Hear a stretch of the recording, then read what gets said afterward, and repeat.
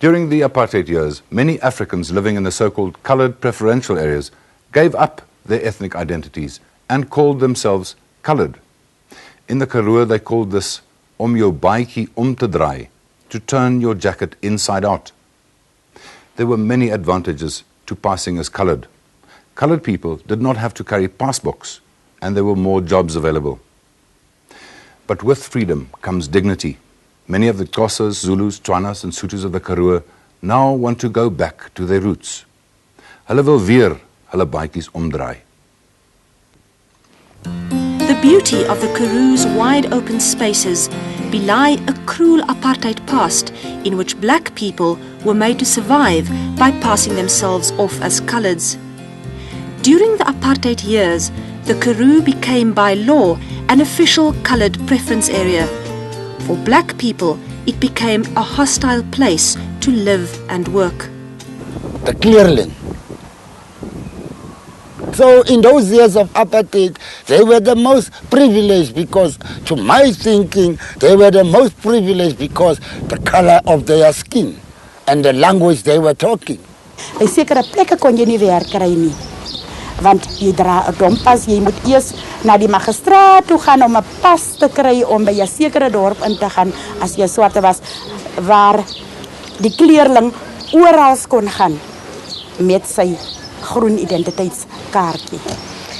Even speaking Afrikaans was also another priority, because if you go to the bus and say you can't speak Afrikaans, then you say ek het nie tyd vir kaffers nie. I have no time to waste on you. Gaan man. So those were all attempts, as I see them, to make a black man feel that he is nothing if he's not a coloured. So he must rather change.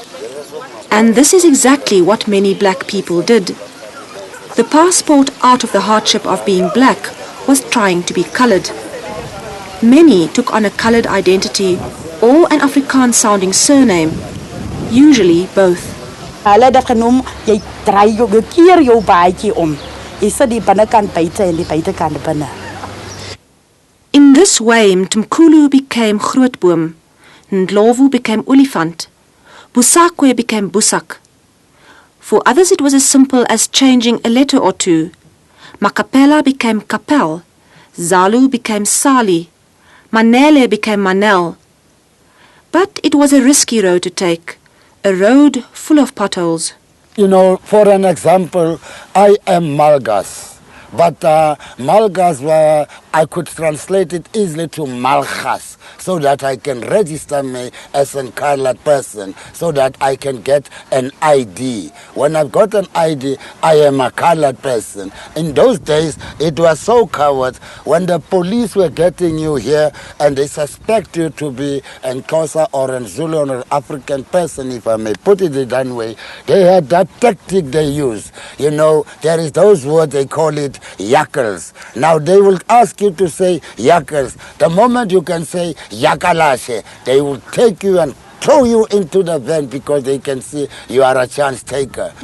En ons moes dus aan 'n skelm iets kyk om skool by te woon. En dis hoekom ons toe my van moes verander, net 'n paar letters in my van. Ons spel dit uit Masimela, maar ons moes dit toe Masimela maak om goedgekeur te word by die kleerlingskool. Ek is geregistreer by die hospitaal as Amelia Don in Swazi.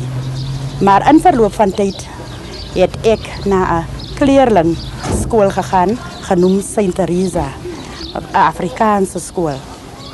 En my van Swazi het toe verander na Sais. My brother is Ndamane, but he changed to Damas. And he's living in Cape Town as Damas. He's living in Tirfley right now. He's a coloured.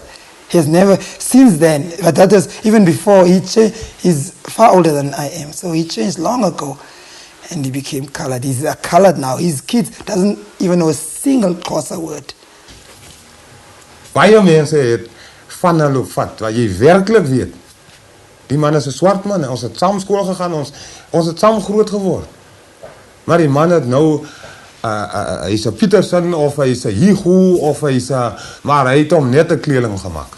Ek was tot teen meetstander 6 was ek Isaac Masutu.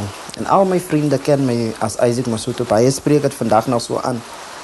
En ek is trots om Isaac Masutu te wees. Maar laat in die 80s, 84, het ek amptelik Isaac dokter geraak. By verskeie geleenthede het ek werk gesoek as jong man. En dan was die eerste ding, wie is jy? Masutu sê al klaar vir ons. Baie pront het jy se kaffer. En toe ek nou begin werk, buite werk, het ek sien hoe die manne gevang vir dompas, hoe swaar die swart man kry. En toe het ek besluit, dan speel ek ook kleerling om wel te lewe. Taking on a coloured identity meant far more than just a change of name. To be a convincing coloured meant giving up all vestiges of a former black identity. The only thing that you had in mind now, in order to get away from these claws that are haunting you as an African people, you had to give up your traditions. You had to give up everything, your customs, just for you and your family to survive. Now many of those who gave up their identities want to go back to their roots. For some, this means trying to get back their original surnames. For others, it's about moving back to the townships they left when they took on coloured identities. Some simply want to embrace lost traditions. There is no opportunistics in. Why am I saying so? You, as you sit there, you are proud of your nationality. I was posted to take the coloured nationalism through circumstances under the apartheid laws. Now, as democracy is here, equal rights for all, I must get back to my roots. The point here is my origin, my roots, my ancestors' roots. I can say what I can say, but my origin remains my origin. And the last thing which I think, it's just for somebody himself to stop feeling inferior when he is maybe amongst blacks, or when somebody says to you, you kafir. That word will never die easily. But you must just say, although I'm not a kafir, I'm a black man and I'm proud of it. You mustn't be afraid to say that.